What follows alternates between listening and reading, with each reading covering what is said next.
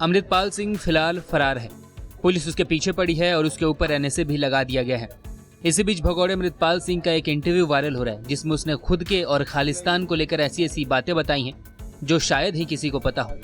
आइए हम आपको उसके इंटरव्यू में पूछे गए कुछ महत्वपूर्ण सवालों के जवाब के बारे में बताते हैं। उससे सबसे पहला सवाल पूछा गया था, आपका रुझान रेडिकल सिख आंदोलन की तरफ कैसे हुआ? उसने जवाब दिया, मैं 20 साल की उम्र में भारत छोड़कर पारिवारिक कारोबार के सिलसिले में दुबई गया था। 2015 में बड़गरी में गुरु ग्रंथ साहिब की बेअदबी के बाद वहां मौजूद सिख समुदाय के लोग एक गुरुद्वारे में मिले। वहां तय किया गया कि अब बहुत हो गया, अब कुछ करना चाहिए।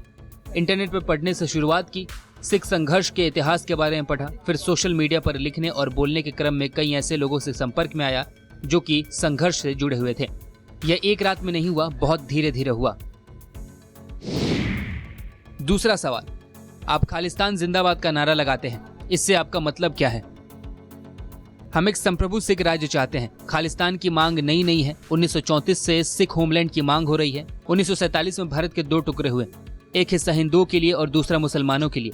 सिखों ने उस समय भी अपने लिए अलग देश की मांग की थी। तब हमें कहा गया था कि भारत के फेडरल स्ट्रक्चर में हमें अपना राज्य मिलेगा, हमें अपने धर्म को मानने की आज़ादी मिलेगी, लेकिन ऐसा नहीं हुआ। आज़ादी के बाद भारत सरकार ने ना तो हमारी भाषा की इज्जत की और ना ही धार्मिक विश्वासों की। मुझे इसमें कुछ गलत नहीं लगता। दुनिया में पहले से ही बहुत से ऐसे देश हैं जैसे पाकिस्तान, अफगानिस्तान, कजाकिस्तान। हम सिखों के लिए खालिस्तान की मांग कर रहे हैं। आपके खालिस्तान का आइडिया क्या है? यह किस किस्म का राज होगा? हम लोग महाराजा रणजीत सिंह खालसा राज को फिर से लाना चाहते हैं। मुस्लिम अपने से अलग धर्म के लोगों को काफिर कहते हैं। अगर आप एक मुस्लिम देश में रहते हैं तो आपको जजिया देना पड़ता है। वही हिंदू आपकी अलग पहचान स्वीकार नहीं करते। एक मुस्लिम के लिए सिख एक काफिर है और हिंदू सिख को अलग धर्म मानना ही नहीं चाहते। मेरी नज़र में दोनों ही अपराध है। हमारे धर्म में दूसरे धर्म को स्वीकार करने की खूबी रही है। खालसा राज की स्थापना करने वाले महाराजा रणजीत सिंह के दीवान मोहम्मद चंद एक हिंदू थे और माके खान नाम के जनरल मुस्लिम थे। लाहौर के हिंदू और मुस्लिमों ने खत लिखकर महाराजा सिंह को लाहौर बुलाया था ताकि उन्हें भांगी मिस्र से आज़ादी मिल सके।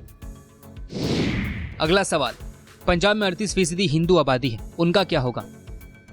ये हिंदू सिख मुद्दा नहीं है। मुझे लगता है कि भारतीय सरकार द्वारा हिंदुओं को चारे की तरह इस्तेमाल किया जा रहा है, लेकिन पंजाबी हिंदू और भारत के दूसरे हिस्सों में रहने वाले हिंदुओं के बीच काफी फर्क है। पंजाबी हिंदू हमारी तरह हैं, उनके कई धार्मिक विश्वास हमारे जैसे हैं। पिछली खाड़कू यानी खालिस्तान समर्थक लहर में 1985 से 1995 के बीच में 10 साल में करीब 450 हिंदू पंजाब में मारे गए थे। इंदिरा गांधी की हत्या के बाद 10 दिन में 3600 सिख मारे गए थे। आप तुलना कर लीजिए। अगर एक सिख के हाथ में हथियार है तो हिंदुओं को इससे डरने की जरूरत नहीं है। कोई कहीं नहीं जा रहा। आप किसी को जबरदस्ती अपने साथ नहीं रख सकते। क्या ऐसा नहीं हो सकता कि हम लोग शांति से अलग हो जाएं? हमें खून बहाने की जरूरत क्या है? मेरा मानना है कि भारत के टुकड़े होंगे। आप देखो, राजस्थान और तमिलनाडु के लोगों के बीच कोई समानता नहीं है। अलग अलग किस्म के लोगों को एक साथ बांध कर रखा गया है ताकि उन पर राज किया जा सके।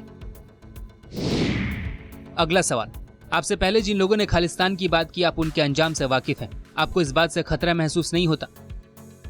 मेरी रुचि दुनियावी चीजों में शुरू से ही नहीं रही है। मेरे पास एक जिंदगी है और यह हमेशा नहीं रहने वाली। मुझे मेरा और मेरे आसपास के लोगों का अंजाम का पता है। मैं एक आरामदायक जिंदगी बिता सकता हूँ, लेकिन जो चीज शाश्वत ही नहीं है उसे बचाने का क्या फायदा?